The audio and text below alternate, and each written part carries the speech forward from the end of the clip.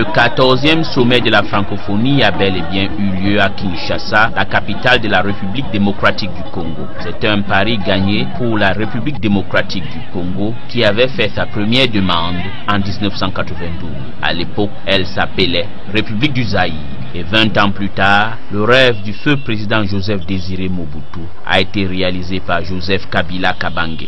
La francophonie, malgré son gigantisme, se tenait dans un pays qui est certes le plus grand pays du monde francophone en termes de population, mais qui a des problèmes à la dimension de sa superficie. Le sommet de Kinshasa était plus qu'un défi pour le gouvernement de Joseph Kabila Kabange. Les titres des journaux paraissant à Kinshasa en témoignent. Le quotidien Le Palmarais du 24 septembre 2012 annonçait déjà les couleurs en titrant les premiers éclaireurs de François Hollande déjà à Kinshasa. Et le quotidien L'Observateur du lundi 24 septembre 2012 titrait à son tour: pour éviter d'éventuelles mauvaises surprises, l'honorable Janet Kabila monte au front de la francophonie. Le décor était déjà planté. Kinshasa devait accueillir les 57 pays membres de la francophonie, mais l'invité vedette était le président français François Hollande.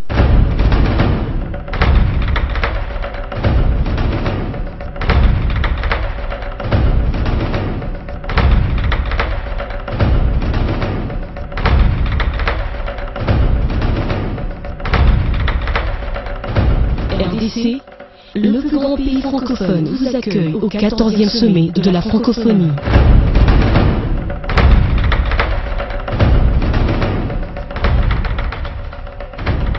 Avant le discours du président français, très attendu à Kinshasa et en Afrique francophone, c'était d'abord le discours d'ouverture prononcé par le président Kabila qui a donné le ton de ce grand événement. Cette journée est une source de joie. Joie immense pour l'Afrique qui accueille pour la 5e fois le sommet de l'Organisation internationale de la francophonie.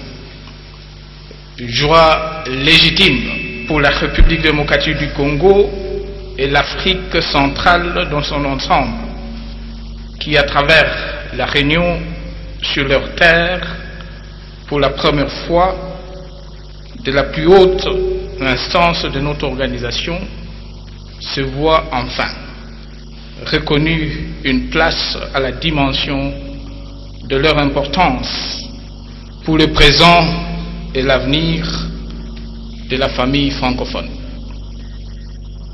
Que tous ceux qui, État et gouvernement, ont concouru à cette fin et dont les représentants ont fait le déplacement de Kinshasa trouvent ici l'expression de notre reconnaissance. Nous leur disons merci pour leur marque de solidarité et de confiance.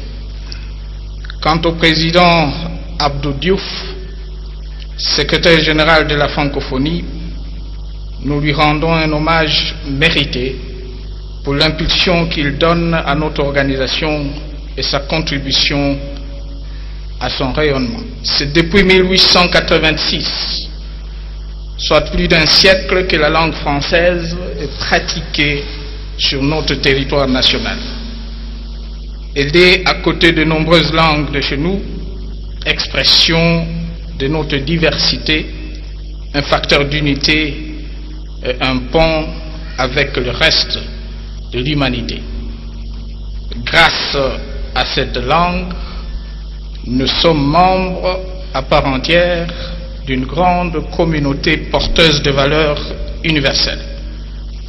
Par-delà la promotion de la langue française et la défense de la diversité culturelle, l'humanisme, la tolérance, l'état de droit et la démocratie sont en effet consubstantiels de la francophonie. En adhérant librement à l'Organisation internationale de la francophonie, dont les principes garantissent l'égalité souveraine des États, la République démocratique du Congo a délibérément pris l'engagement de traduire ces valeurs universelles dans la vie de ses institutions et de ses populations. Cet engagement demeure aussi fort aujourd'hui qu'au jour de notre indépendance. Pendant plusieurs décennies, notre pays a été le théâtre de conflits, de sécessions et de guerres, et notre population, victime d'une dictature prédatrice et de la complaisance de la communauté internationale à l'égard de cette dernière. Ce n'est que depuis un peu plus de 10 ans que la République démocratique du Congo s'est engagée dans la voie du rétablissement et de la consolidation de la paix, de la restauration de l'autorité de l'État, de la démocratisation de l'espace politique et de la relance de son économie. Une œuvre de longue haleine, un processus particulièrement exigeant. Face à ces grands chantiers, nous, Congolais, ne sommes pas des rentiers, mais plutôt des entrepreneurs. Nous avons la foi et la détermination caractéristiques de ce dernier. Une foi et une détermination nourries par la conviction que les vertus se forgent en se trouvant au contact de la réalité et qu'en dépit des difficultés du parcours, le plus important, c'est de savoir capitaliser les avancées, consolider les acquis et tenir le cap.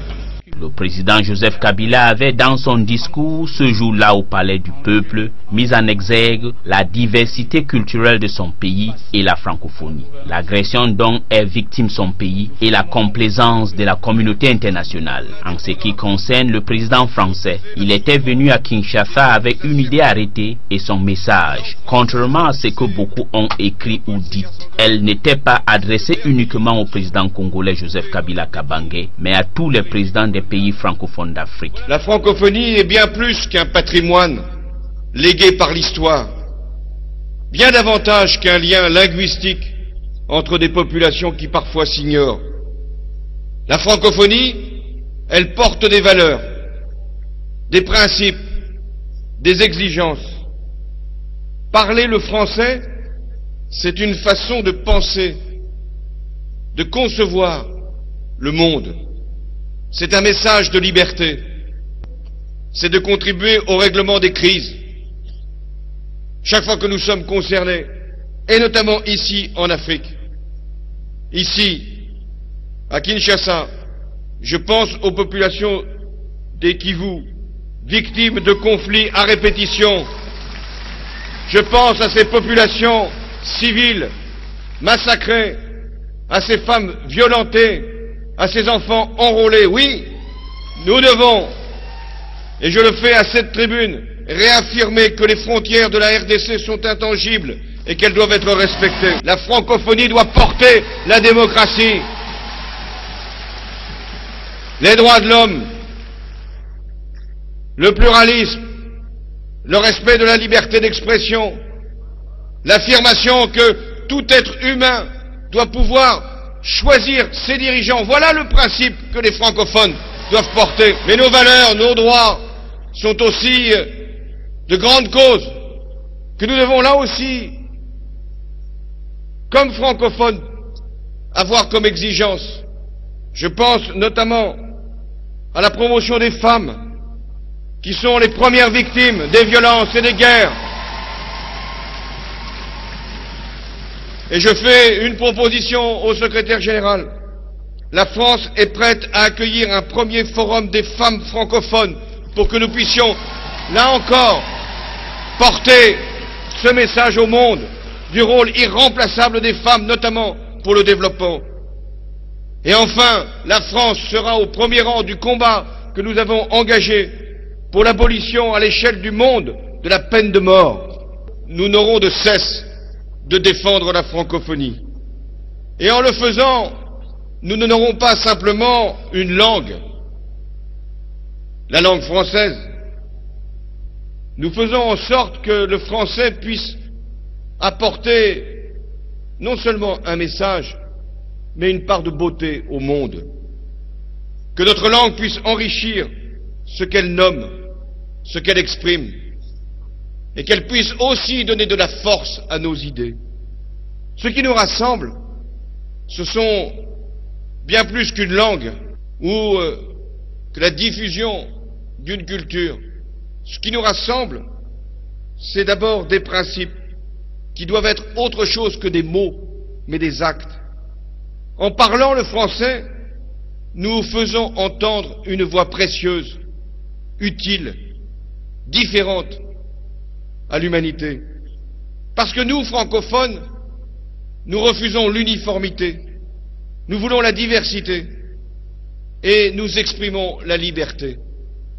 Comme francophones, nous n'avons peur de rien, nous ne redoutons rien et nous acceptons parfaitement que nos enfants acquièrent l'usage d'autres langues, et c'est bien qu'il en soit ainsi, parce que la jeunesse doit parler plusieurs langues, mais aussi le français. N'oublions jamais le français.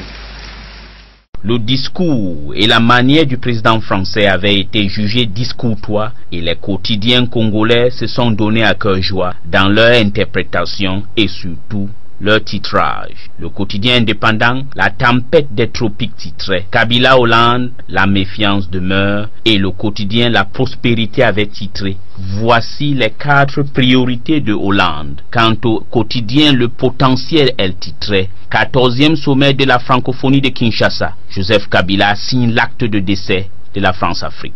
Il y avait de tensions dans l'air au palais du peuple de Kinshasa. C'était une véritable passe d'armes entre les présidents Kabila et Hollande. Heureusement, la francophonie n'était pas uniquement politique. Elle est aussi culturelle et économique. En marge de l'événement proprement politique, les organisateurs avaient créé le village francophone.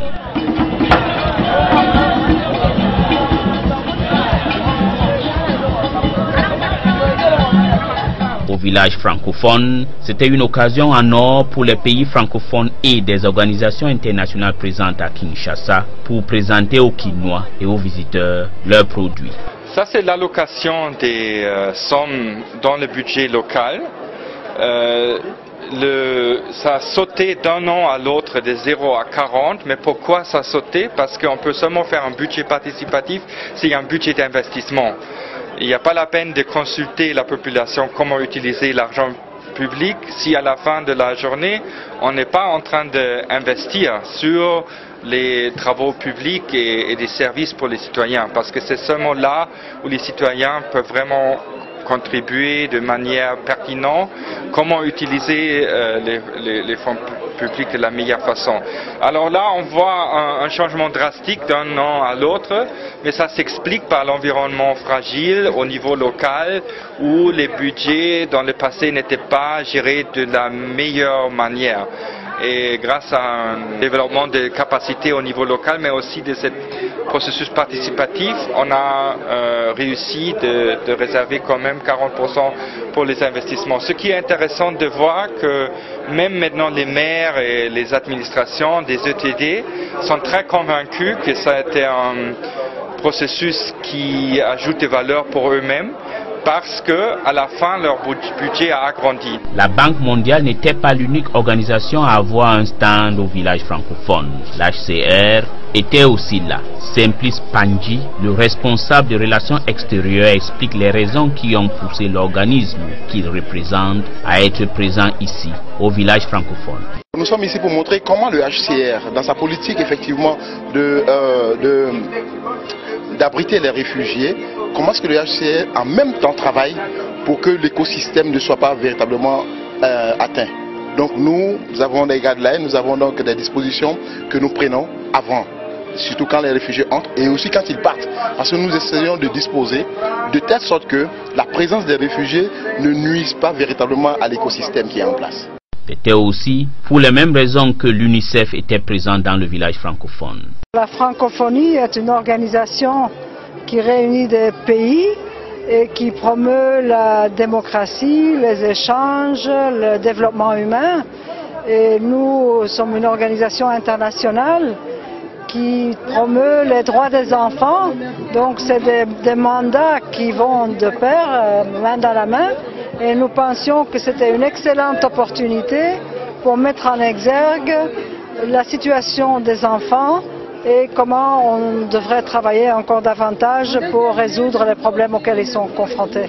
Les tenanciers des stands n'étaient pas uniquement les organisations des Nations Unies ou les institutions de Bretton Woods comme la Banque mondiale. Les organisations de défense des droits de l'homme avaient aussi leur stand et ils ont même organisé des formations dans le village. Écoutons le responsable du stand des droits de l'homme de la francophonie au village francophone. Il y a une société civile qui existe réellement, il y a même des réseaux internationaux de la société civile francophone et cette société civile elle est très active, mais c'est vrai dans les milieux francophones on parle beaucoup de l'intérêt d'une société civile, mais on ne lui donne pas souvent la parole. La première mesure que l'on va prendre et que le sommet va prendre, puisque c'est dans le projet de déclaration, c'est un processus de protection des défenseurs des droits de l'homme.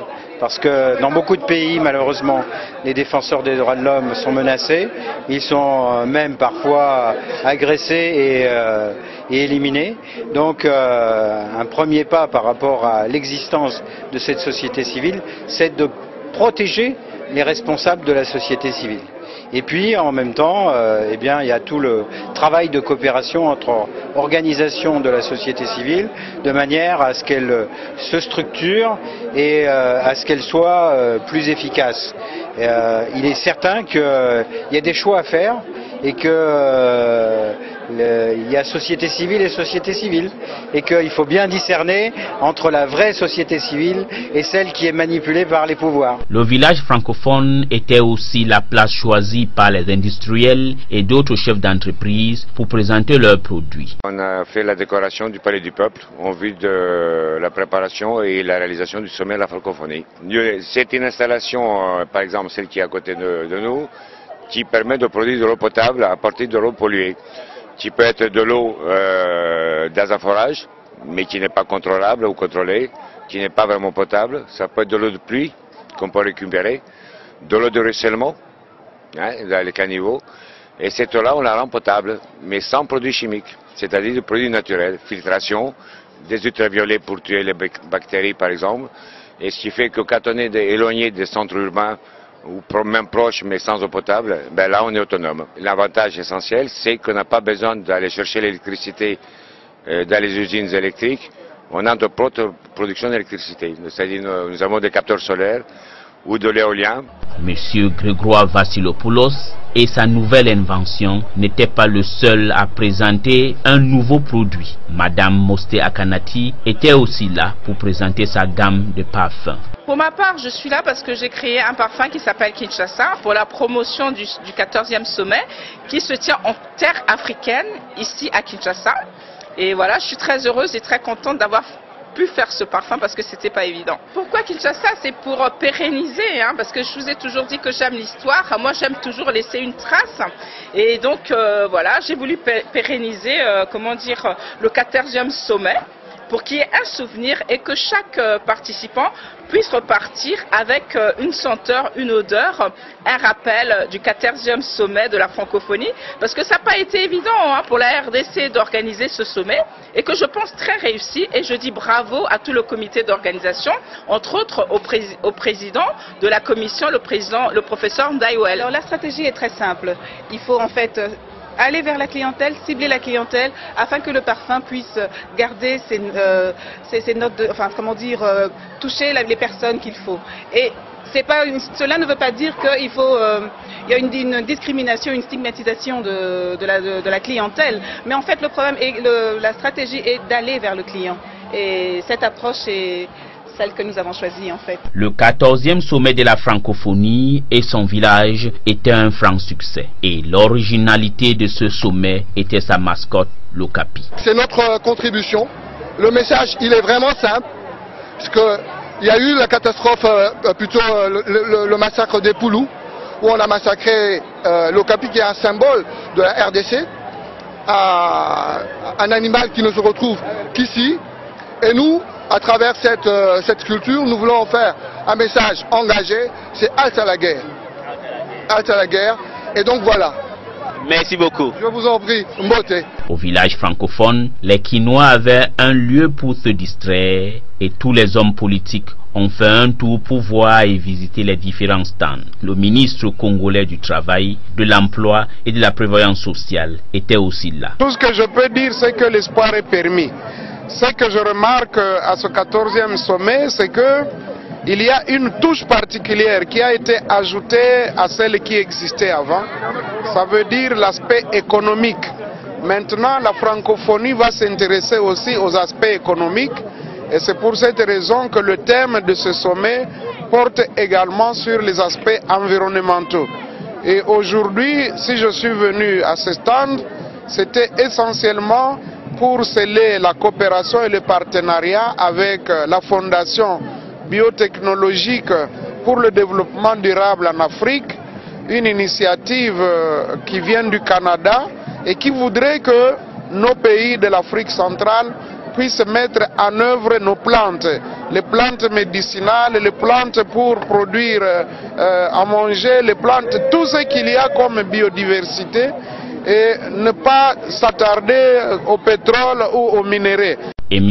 Henri Djombo, ministre de la République du Congo de Forêt, avait aussi fait le tour des stands et voici son impression sur le village et aussi sur les réalisations de son gouvernement en matière de préservation et protection de forêts congolaises. Nous sommes attirés par le village de la francophonie pour voir les différentes expositions, surtout celles concernant les auteurs du bassin du Congo. C'est que l'Institut de l'environnement et de l'énergie et de l'environnement de la francophonie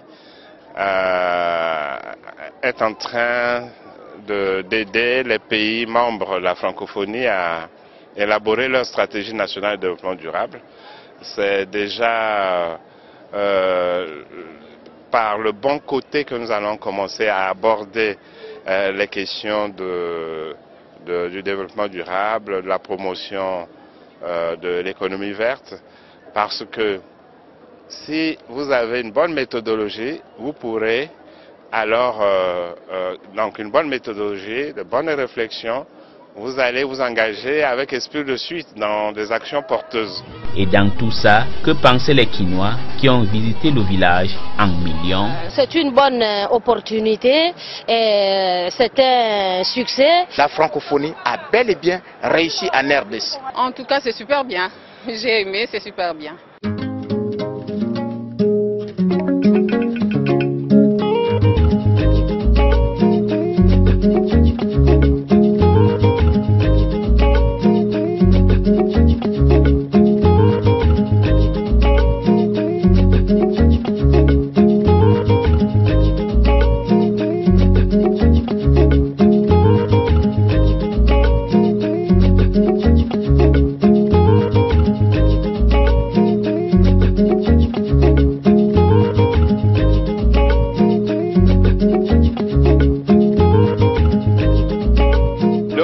Le sommet de la francophonie a commencé hier ici dans la capitale politique de la République démocratique du Congo.